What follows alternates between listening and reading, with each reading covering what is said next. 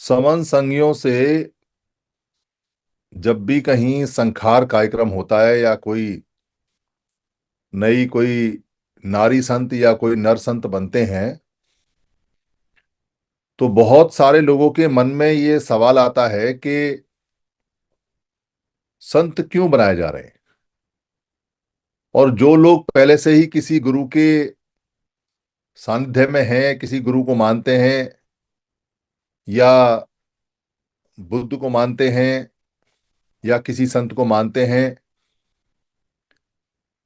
या बहुत सारे ऐसे लोग जो अन्य मान्यताओं को मानते हैं, उनके मन में ज्यादा सवाल आता है कि हमारे गुरु में क्या परेशानी, हमारे बुद्ध में क्या परेशानी, हमारे भिक्खु में क्या परेशानी, हमारे कबीर साहब में क्या परेशानी, हमारे रविदास जी में क्या परेशानी, हमारे गुरु चांद ठाकुर में क्या परेशानी, हमारे गुरु घासीदास जी में क्या परेशानी, या और भी जो संत हैं। तो ये सवाल जब हम इसको आगे नहीं बढ़ाते और ज्यादा गहरा चिंतन नहीं करते, ज्यादा गहरी सोच में नहीं जाते, तो मन के अंदर विद्रोह ले लेता है।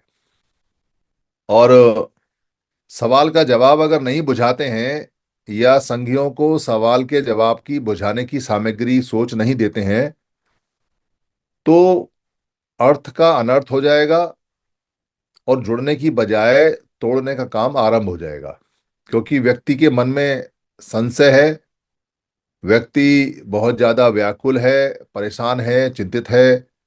बचपन से माँ बाप के साथ में कोई और गुरु संत देखा, और अब ये क्या बात हुई कि मेरे गुरु और मेरे संत की मान्यता को तो मानते नहीं और नए संत बनाने की कवायद चल रही है।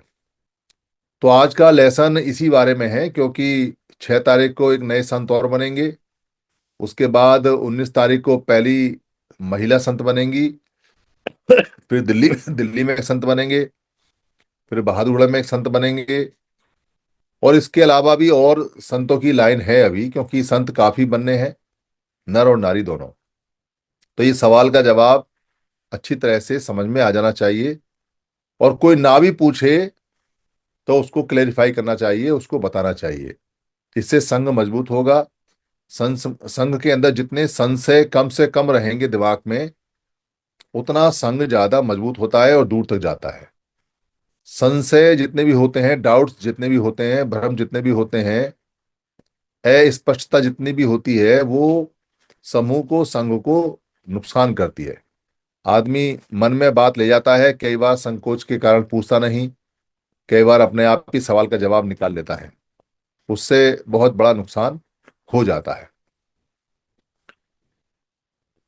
दरअसल जो समन संघ है वो प्राचीनतम है, पुरातन है और समणों का है।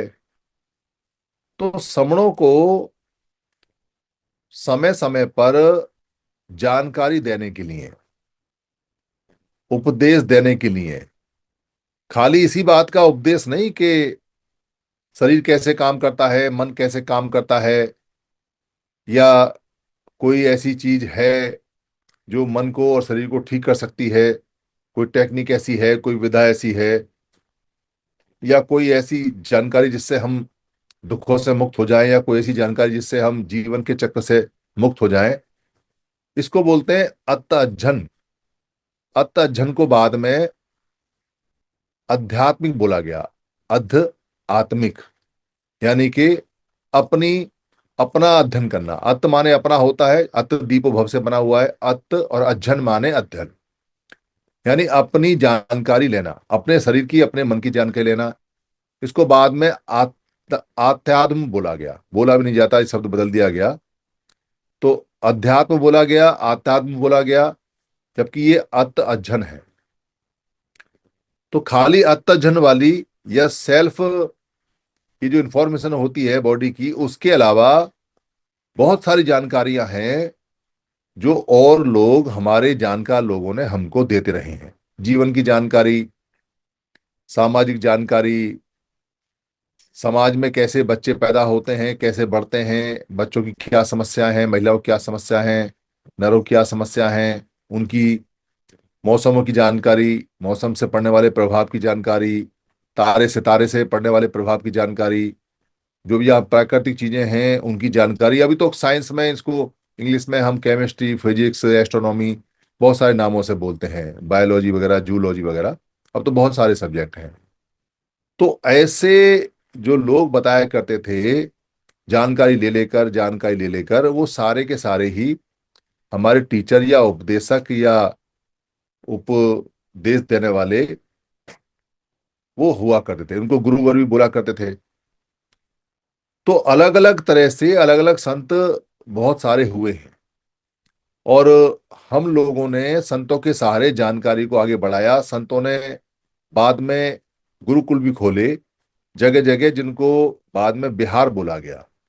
बिहार मतलब जहां वो विहरते थे, तो जंगल साफ किया, जंगल साफ करके वहां बैठाया और वहां पढ़ाया। वहीं खाना वाना कहीं खेत में तैयार कर लिए या फलों से जंगलों से खाना आ गया, उस जगह को बिहार बोलते थे। इतने ज्यादा गुरुकुल खोले, इतने ज्यादा बिहार खोले कि उस जगह का नाम ही आज भी बिहार पड़ गया। जबकि वो मगध होता था, उस क्षेत्र का नाम मगध था, पर अब बिहार बोलते हैं क्योंकि वहां बहुत ज्यादा गुरुकुल खोले हमारे संतों ने, हमारे लोगों ने, जिनको बाद में भिक्खु भी बोलते हैं। और भी बहुत सारे नाम हैं, पहले भी चल रहे थे। बुद्ध के समय से पहले भी ऐसे टीचिंग सेंटर चलते थे। वो सारे के सारे बाद में बुद्ध के भिक्खु संघ में शामिल हो गए, क्योंकि बुद्ध की जानकारी लेटेस्ट थी, अनबीटेबल थी, बढ़िया थी, परिपूर्ण थी, सम्मासम थी, इसलिए सब लोगों ने माना। और फिर एक बड़ी यूनिवर्सिटी बनती चली गई। उसके बाद, बुद्ध के बाद भी बहुत सारे लोगों ने उस चीज को जाना और अलग अलग नामों से लोगों ने गुरुकुल टाइप के आश्रम या संस्थाएं या गुरु घर ये सब बनाने आरंभ किए। और वहां पढ़ाया लिखाया, जो भी जानकारी उनको आती है, जो भी जानकारी समझते हैं। यहां तक तो बात ठीक है कि प्राकृतिक जानकारी या जो जानकारी सीखी है या जो जानकारी मनुष्य के समाज में काम आती है या जो मनुष्य के उत्थान में काम आती है या उसके शरीर को ठीक करने में काम आती है या उसके खेत को ठीक करने में होती है या उसके बच्चों को ठीक करने में कामयाब आती है, या जीवन में पहले क्या हुआ, अब क्या होगा, आगे क्या होगा, या मौसम क्या है, विज्ञान क्या है, यहां तक तो बात ठीक है। पर जब इस जानकारी के नाम पे गुट बनने लगे और महापुरुषों के नाम पर गुट बनने लगे और उन गुटों के कुछ नेता टाइप के लोग हो गए जिन्होंने उन गुटों को बना लिया, और उन्होंने कुछ कुछ लोगों को इकट्ठा करके वहां पर उनको अपने इन्फ्लुएंस में लेके, अपने प्रभाव में लेके, अपना ही मान के कि कहीं और नहीं जाना है, कोई और जानकारी नहीं लेनी है, सिर्फ यही जानकारी है जो भी है, वो उनको देने लगे। और उसका जानकारी का रूप बदल के उसको भावों में ले गए, इमोशनल तरीके से ले गए और लोगों को इमोशनली ट्रैप कर लिया, इमोशनली उनको जेल के अंदर डाल दिया। इमोशनल जेल एक तरह से कह सकते हैं, या इमोशनल ट्रैप। वो भावनात्मक रूप से ऐसे जोड़ दिए, बाबा के नाम पे, संत के नाम पे, डेरे के नाम पे, समुदाय के नाम पे कोई नाम देके, कि वो फिर दाएं बाएं देखना उन्होंने बंद कर दिया। इससे बहुत बड़ा नुकसान ये हुआ कि जो समण समाज था, जो समण लोग थे, वो आपस में एक दूसरे के विरोधी हो गए अनजाने में। मतलब उनकी जानकारी साल दर साल, 10-10 साल के बीच में, 100-100 साल के बीच में खत्म होती चली गई, कि वो कभी एक परिवार के समण लोग थे और वो अलग अलग संतों के या गुरुओं के माध्यम से शिक्षा हासिल करते थे।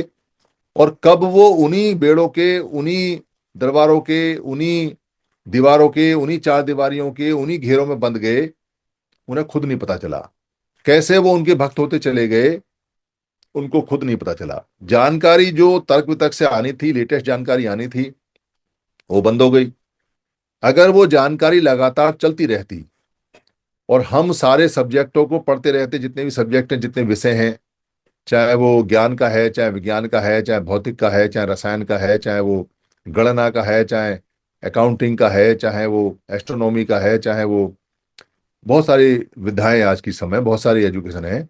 अगर हम उनको तर्क वितर्क करके सब्जेक्ट्स को आगे बढ़ाते रहते और उनके भवन में, उनके चक्कर में ना फंसते, तो जैसे हम शिक्षा के क्षेत्र में पहले विश्वगुरु थे, क्योंकि यहाँ की यूनिवर्सिटियों में जब तक हमारे लोगों ने यूनिवर्सिटी चलाई, बाहर के लोग पढ़ने आते थे, क्योंकि हमारी एजुकेशन लेटेस्ट थी, हम तर्क वितर्क से आगे बढ़ाते रहते थे।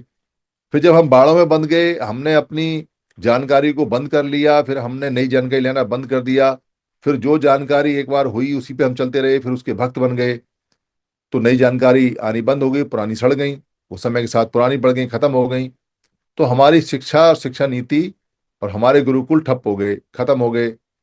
और जिन लोगों ने अपनी जानकारी को अपडेट रखा, रोज बदलते रहते हैं, रोज तर्क करते रहते हैं, रोज कुछ ना कुछ जोड़ते रहते हैं, पुराने को हटाते रहते हैं, पुराने से सीखते रहते हैं, उनकी यूनिवर्सिटियां चल रही हैं। अब तो आधुनिक यूनिवर्सिटियां हैं। जापान जैसे देश के अंदर 10,000 यूनिवर्सिटी बताते हैं, और भारत में नहीं है इतनी। 1/3 है भारत में, उससे भी कम बताते हैं। तो पूरी दुनिया में जो डेवलप कंट्री हैं उनकी यूनिवर्सिटियां बहुत हैं, और उनमें लगातार तर्क वितर्क होते रहते हैं। तो हमारे जो गुरु और गुरुकुल थे और जो स्कूल और कॉलेज उन्होंने खोले थे, वो बीमारी का अड्डा बन गए। करना तो कुछ ये था कि हमें जानकारी का आदान प्रदान करके जीवन को आगे बढ़ाना था, और जानकारियों को अपडेट करके आगे साइंस, विज्ञान और अंतरिक्ष तक हमें पहुंचना चाहिए था। भारत को विज्ञान और तर्क के क्षेत्र में सबसे आगे लेके आना चाहिए था। और हुआ ये कि हम उस जानकारी में फंसा के और हमें बाड़ों में बंद करके और आपस में एक दूसरे का दुश्मन बना दिया। अब जो गुरु रविदास वाले लोग हैं, वो जो कबीर साहब वाले लोग हैं उनके पास नहीं जाते। जो कबीर साहब वाले लोग हैं वो बुद्ध के पास नहीं जाते। जो बुद्ध वाले लोग हैं वो वाल्मीकि के पास नहीं जाते। जो वाल्मीकि वाले लोग हैं वो गुरु घासीदास जी के पास नहीं जाते। जो गुरु घासीदास जी वाले लोग हैं वो कहीं और नहीं जाते। मतलब हमारे ये गुरुकुल और हमारे जो आश्रम और हमारे जो ये सारे सारे विहार थे, ये कैद खाने हो गए। इन्होंने कुछ कुछ लोगों को कैद कर लिया और उन्हीं बाड़ों में, उन्हीं चार दीवारियों में उनको बांध के रख दिया। तो ये एक नहीं हो सकते। जैसे जातियों के बाड़े होते हैं, जातियों के एक एक घेरे बने हुए हैं, और लोग अपनी जाति से बाहर आने के लिए तैयार नहीं होते। उनको अपनी जाति का व्यक्ति बहुत प्यारा लगता है आज भी। और बेशक कितना ही हम कहें कि भाई ये सारी जातियां खत्म है, सवर्ण है, फिर भी उसके दिमाग में पुरानी बातें, क्योंकि सैकड़ों साल से भरी हुई हैं। तो वो जम उनको उखाड़ने में, जमाने में, जैसे जमाने में टाइम लगा, वैसे उखाड़ने में उनको टाइम लगता है, और वो उखड़ रही हैं। ठीक वैसे ही ये जो संतों वाले बेड़े हैं, बाड़े हैं, ये भी जमे हुए हैं। और ये और ज्यादा बुरी तरह से जड़े हुए हैं। ये ऐसे जड़े हुए हैं कि कुछ को तो मैंने ऐसा देखा है, जो निरंकारी होते हैं या जो राधा स्वामी होते हैं, और उन्हीं की बात क्या करें, बाकी जितने भी संत टाइप के जितने भी लोग हैं जो आश्रम चलाते हैं, उनके चेले टस से मस नहीं होते। कितनी जानकारी उनको दे दो, एक तो शिक्षा का अभाव, जानकारी का अभाव, दूसरा बचपन से उन्होंने सीखा है। तो उनके गुरु ने कभी ये कहा ही नहीं कि आप कहीं और भी जाके देखो, तर्क वितर्क भी करो। जैसे डॉक्टर अंबेडकर ने ये कहा कि सारे मतों की, सारे इनकी जानकारी लेनी चाहिए, तो ऐसा किसी और ने नहीं कहा। तो जब जानकारी के लिए ने कहा ही नहीं, बल्कि कई मतों में तो ऐसा कहा गया है कि पराया जो धर्म है या पराया जो मत है, उसको जानने से बेहतर है मर जाना। ऐसा भी, मतलब इस कदर उनको बंद कर दिया गया दिमाग को कि वो दूसरे के बारे में जानकारी भी ना ले, दूसरे मत के बारे में जानकारी ना ले। एक डॉक्टर अंबेडकर को छोड़ के लगभग सभी ने ऐसा कहा है, और एक बुद्ध को छोड़ के बुद्ध ने कभी नहीं कहा कि, क्योंकि बुद्ध का तो वैसे भी रिलीजन या मत है नहीं, वो एक साइंस है जो जीवन जीने की कला है। दुनिया जानते हैं इस बात को। तो इन लोगों में, इन संतों में आए जाए कैसे? ये जो संत अलग अलग बना के बैठे हैं और सारे समण हैं, आप ये तो समझा दोगे कि वो सारे समण हैं और ये सारे समण या धम्म के समण संत हैं, पर उनके गुरु, उनके चलाने वाले डेरे वाले वो नहीं मानेंगे। वो उन लोगों को आपके विरुद्ध भड़काएंगे। सीधा सीधा भड़काने का एक मंत्र तो ये होता है, अरे ये आरएसएस के आदमी है, बीजेपी के आदमी है, पहला तो ये काम करता है। दूसरा कहता है अरे इनको भी संगठन वंगठन बनाना है। फिर कहते हैं अरे इनको भी एमपी एमएलए बनना है। फिर कोई कहेगा अरे इनको भी चंदा वंदा इकट्ठा करना है। फिर कहेगा कोई अरे ये भी अपना गुरु संत मंत बना रहे हैं, ये भी आश्रम आश्रम खोलेंगे। ये पांच छह बातें वो अक्सर बोलेंगे और डिमोलाइज करने की कोशिश करेंगे, काटेंगे, पर तर्क के लिए नहीं आएंगे। हमारे जो समन संत हैं वो सारे के सारे, पहली बात तो मान्यता प्राप्त है। बाकी संत मान्यता प्राप्त नहीं है। बाकी संत सिर्फ ऐसे ही बने हुए हैं जैसे किसी ने उनको नॉमिनेट कर दिया, या वो खुद नॉमिनेट हो गए, या उन्होंने खुद भगवा कपड़े पहन लिए, या उन्होंने खुद आश्रम बना लिया, या उन्होंने दो चार चेले रख के खुद काम कर लिया, या कोई गुरु गद्दी चली आ रही है, वो वारिस पे वारिस पूरी जिंदगी सेवा की, पैर दबाए तो गुरु जी मरे तो अपने चेले को गद्दी दे के चले गए। मोस्टली ऐसे संत बनते हैं। बहुत कम संत ऐसे हैं जो पुराने हैं, जो मान्यता प्राप्त है। उन्होंने तो पूरी जिंदगी अपनी लगाई है, पूरी जिंदगी मेहनत की है, पूरी जिंदगी वो अपने संत स्वभाव में आगे बढ़े हैं। मरने के बाद लोगों ने उनको संताई दी है। मरने के बाद लोगों ने उनको संत माना है, जो जिन संतों की हम बात करते हैं। जीवन भर उनका संघर्ष रहा।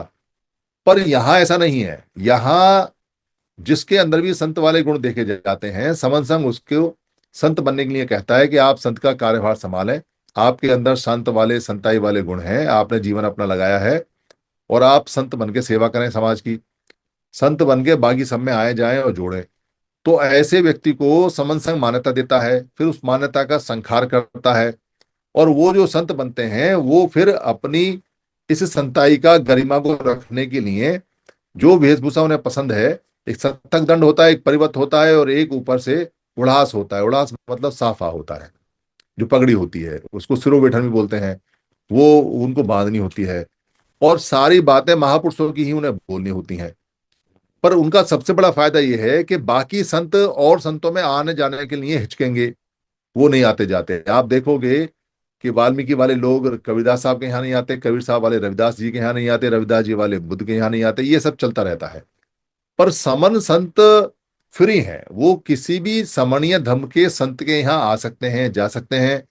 ऊपर बैठाते कोई तो अच्छी बात है, ना बैठाए तो अच्छी बात है, नीचे बैठाए तो अच्छी बात है, बोलने के लिए कहे तो बोल सकते हैं, ना बोलने के लिए कहे तो हाथ जोड़ के आ सकते हैं। उनके कहीं कोई ईगो अहम नहीं है, और वो किसी के ऊपर डिपेंड भी नहीं है। ये भी बात बड़ी अच्छी है। समन संत कभी भी कटोरा लेके नहीं चलता। समन संत कभी भी चंदा पर्ची लेके नहीं चलता। समन संत कभी भी इस शर्त में नहीं जाता कि भाई मैं तुम्हारे यहाँ कोई संस्कार कराऊंगा तो मेरे को 501 रुपये देना। समन संत जितने भी बन रहे हैं वो सेल्फ डिपेंडेंट हैं, उनके अपने खर्चे वो खुद उठाते हैं, उनकी आमदनी उनके साथ रहती है। किसी ऐसे व्यक्ति को समन संत नहीं बनाते जो समाज के ऊपर पले, क्योंकि समाज के ऊपर पलने से संताई की गरिमा लगभग खत्म हो चुकी है। और जितने भी संत थे वो जीवन यापन के लिए उनको दो रोटी मिला करती थी। वो दो रोटी कब उनकी 200 रुपए में बदल गई, और 2000 में बदल गई, और 2 लाख में बदल गई, और कब उनके नीचे बड़े बड़े मोटर कार आ गए, और कब उनके ऊपर जो कपड़े हैं वो रेशमी आ गए, और कब उनके साथ चेले चपाटे जुड़ गए, मतलब पता नहीं चला। बात शुरू हुई थी ये कि 12 बजे से पहले दो दो रोटी कहीं मिल जाए तो उस पर अपना जीवन काटेंगे और कुछ रखेंगे नहीं। सिर्फ दो जोड़ी कपड़े, चीवर जो संग देगा वो दान होगा, और एक चीवर पात्र होगा। बात यहां से चली थी। अब कहानी कुछ और हो रही है, अब तो राजपाट चल रहे हैं, संतों के राजपाट चल रहे हैं, संत राजा भी बन रहे हैं। तो ये जो सारी बातें हैं, ये बातें आप जब अपनी तरफ से बताएं कि भाई हमारे जो संत हैं वो इस तरह के हैं, और वो सारे नॉर्मल इंसान हैं, कोई ऐसा भी नहीं है कि कोई बहुत है, और वो सीखते सीखते परफेक्ट हो रहे हैं। हमारे सारे संत ऑलमोस्ट परफेक्ट हैं, और बाकी परफेक्ट हो गए। हमें अपने संतों को वंदनामी करना चाहिए, उनको नमन करना चाहिए, उनकी मान्यता को बढ़ाना चाहिए। संतों की जितनी मान्यता बढ़ेगी और हम जितनी मान्यता संतों की बढ़ाएंगे, उतना ही ज्यादा संघ की मान्यता बढ़ेगी, और उतना ही ज्यादा संघ आगे बढ़ेगा। संतों के पीछे पीछे सारी जमात चलती है, सारे लोग चलते हैं, क्योंकि संत हमेशा पॉजिटिव बातें बताते हैं, अच्छी बातें बताते हैं। ये हमारे संतों की एक और भी गुण है।